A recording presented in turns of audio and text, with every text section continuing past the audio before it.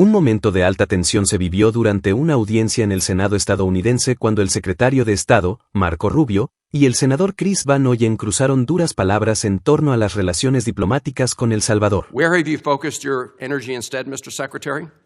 ¿Dónde ha concentrado su energía, señor secretario?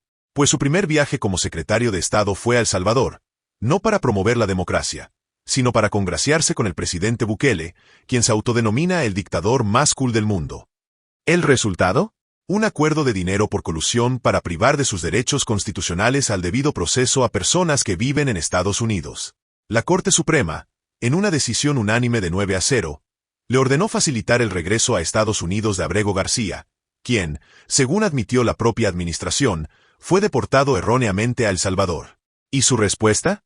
Ha desafiado abiertamente las órdenes judiciales. Cuando se le preguntó si había contactado a El Salvador para el retorno de Abrego García, usted se jactó, cito, «Jamás te diría eso». ¿Y sabe a quién más no se lo diría? A un juez.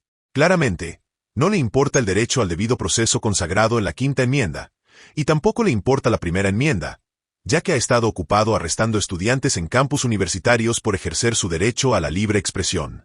Ha rescatado una reliquia de la era McCarthy para afirmar que los estudiantes manifestantes representan una amenaza para la política exterior de Estados Unidos.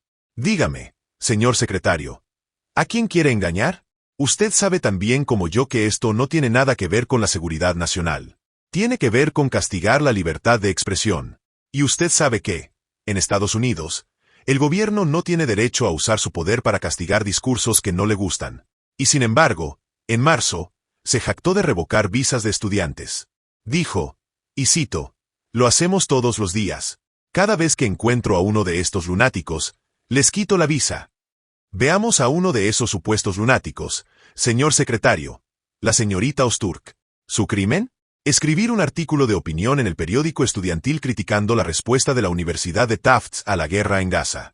Su propio departamento no encontró vínculos con terrorismo, ni declaraciones antisemitas, pero aún así le revocaron la visa y la enviaron detenida a Luisiana. Y la lista sigue.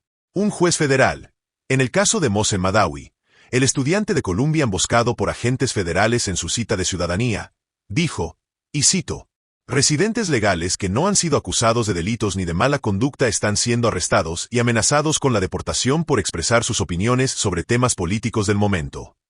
Nuestro país ya ha vivido momentos así antes, especialmente durante el terror rojo y las redadas de Palmer.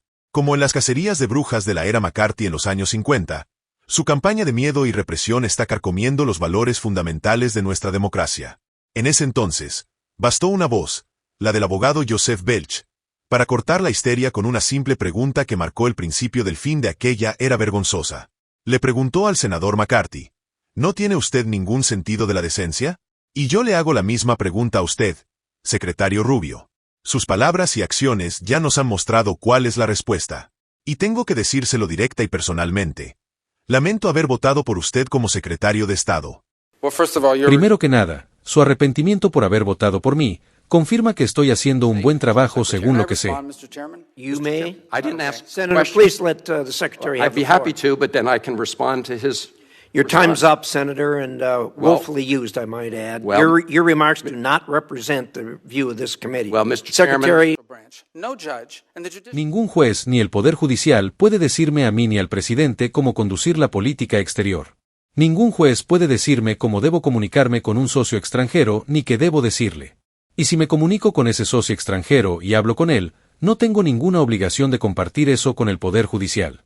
Así como un juez no puede ordenarme negociar con un ministro de Relaciones Exteriores de Rusia, tampoco puede ordenarme negociar con un ministro o el presidente de El Salvador. Y si negocié con ellos, lo cual hicimos, y les hemos dicho que hemos tenido comunicaciones con el presidente de El Salvador, no tengo ninguna obligación, bajo nuestra división de poderes en este país, de compartir con el Poder Judicial cómo llevé a cabo la diplomacia de Estados Unidos. De hecho, sería contraproducente comenzar a compartir con los tribunales, o francamente con los medios, mis conversaciones con líderes extranjeros y todos sus detalles. Ningún líder extranjero volvería a hablar conmigo, y romperíamos la confianza con ellos. Así que he cumplido con todas las órdenes judiciales. Con lo que no voy a cumplir es con una orden que me obligue a divulgar lo que estoy diciendo y de que estamos hablando con un líder extranjero, porque entonces no volverían a hablar conmigo. La diplomacia no funciona así.